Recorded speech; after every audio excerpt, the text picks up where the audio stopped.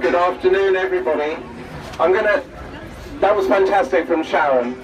One more round of applause for Sharon.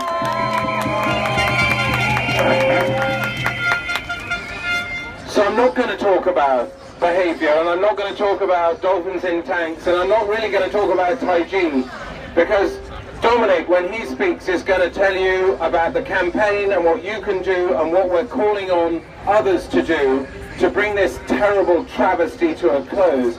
I want to start, and I see round in front of me signs that say Je suis Corky, Je suis Dolphin, and I think one thing we have to remember is that here we are in Trafalgar Square and we're having a rally and we're saying what we think, and there are places in the world where that doesn't happen. So just for a moment I'd like us to be silent and be Je suis Charlie.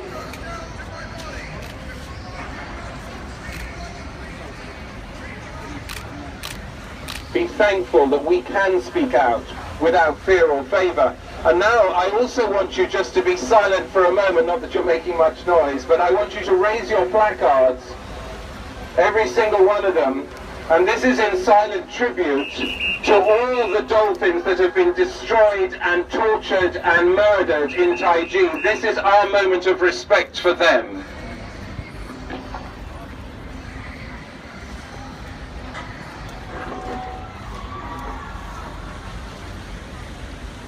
Thank you very much.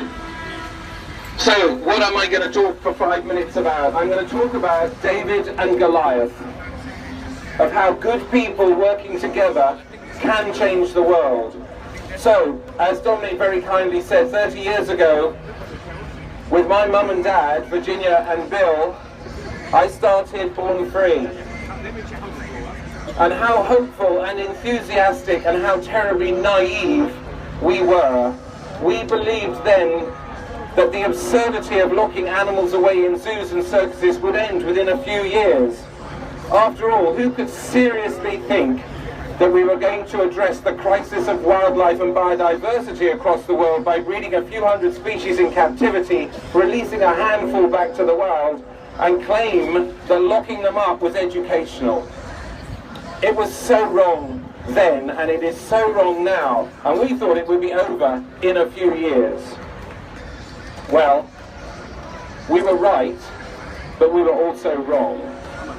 The notion that captive exploitation of animals is an effective conservation tool is as preposterous today as it was then. And any of you who've been to a dolphin show and walked out and listened to the person next to you say to their son, daughter, friend, mother, brother, father, "Wow, those fish are amazing," tells you just how paper thin the educational excuse for water circuses is. But I have to tell you, the prospect of seeing zoos and circuses and water circuses slide into oblivion is slightly over-optimistic. We have a long battle on our hands. There are still 10,000 zoos worldwide. They are still the final resting place of millions of animals. They are still consumers of wildlife, sucking in and wasting billions of pounds every year. And we all know what we could do with even a fraction of that money if we really wanted to save the natural world. But there is a story of hope, and that hope is founded on what happened here in the UK to dolphins in captivity. There are none. There's none.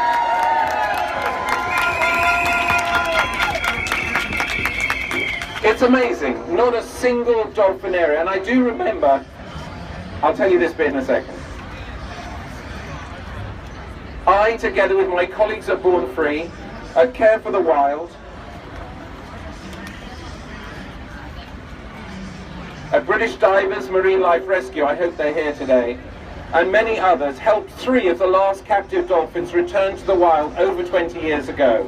I was privileged enough to travel with Rocky and Silver and Missy to the Turks and Caicos Islands, where the Into the Blue project was based, and after 6 months of rehabilitation, I saw them swim free.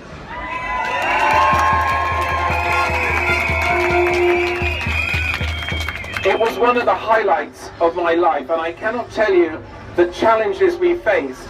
People saying that they would stop us getting the dolphins out of the tank. They'd stop us getting them to the truck. They'd break people's legs. They'd break people's arms. They would physically prevent us from taking those dolphins to a better life and to a life with a future. And they also said, you are depriving the children of Britain the opportunity to go and see dolphins in captivity.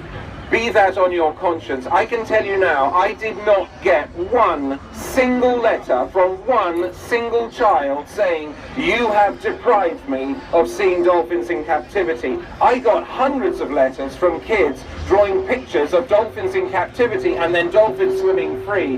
They got the message.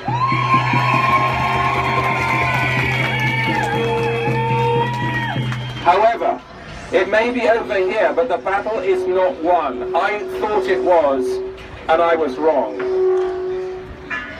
Like any business where there are large amounts of money to be made, and where if you lose an asset, and that's what a dolphin is, everybody, a dolphin is an asset. It can easily be replaced. The dolphin industry moved on. It may have written off the UK as a bad debt, but it's gone on to build new empires in Europe, in America, in the Far East. So today, there are new challenges to overcome. Increasingly wealthy Chinese customers seduced by the dolphin's deadly smile. US citizens, international visitors, and yes, from the UK, who continue to swallow the captive industry's spin and pay good money to perpetuate the commercial exploitation of dolphins and whales. Commercial exploitation that, as Dominic will explain, is fed by and sustains the current Taiji slaughter. But the game is changing.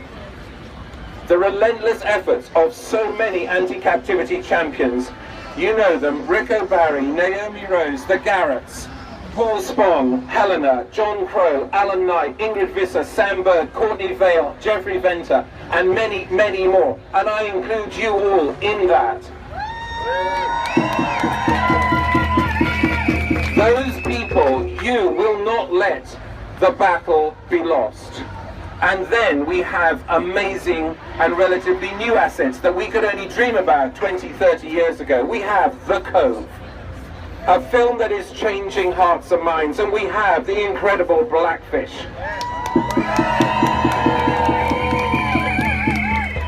Now, my experience is simple. It takes time to bring about lasting change, but be assured of one thing, that change will come. It is inevitable. I think we'll look back at this time as a tipping point, a moment in history where people of compassion delivered a new vision of what our relationship with the natural world should be all about. I may not live to see it. It takes that long. But I have no doubt at all, that we can make this a better world for people and for non-human animals that share this tiny, spinning, used and abused planet of ours. So I want to end with someone else's words, two people.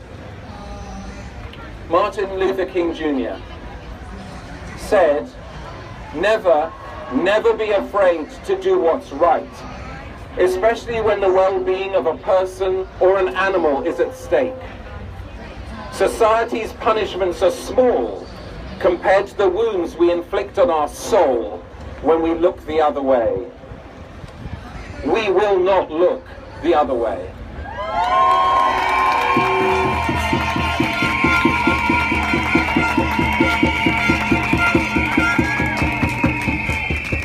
And then the wonderful Audrey Hepburn. Simple, brilliant language. She said, as you grow older, you realize why you have two hands. One is to help yourself, and the other is to help others. Our hands here today are outstretched and ready to help the dolphins of Taiji and dolphins and all other abused wildlife around the world.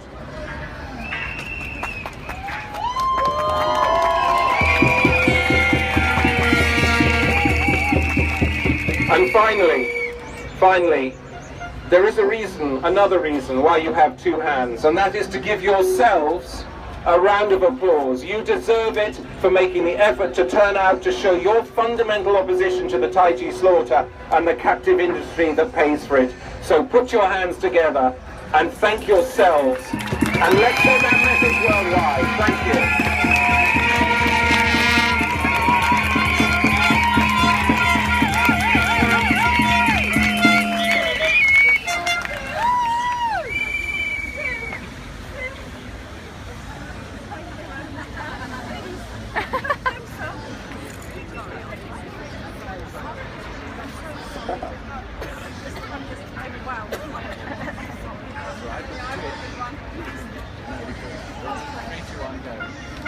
Okay. Thank you. Well, thank you very much.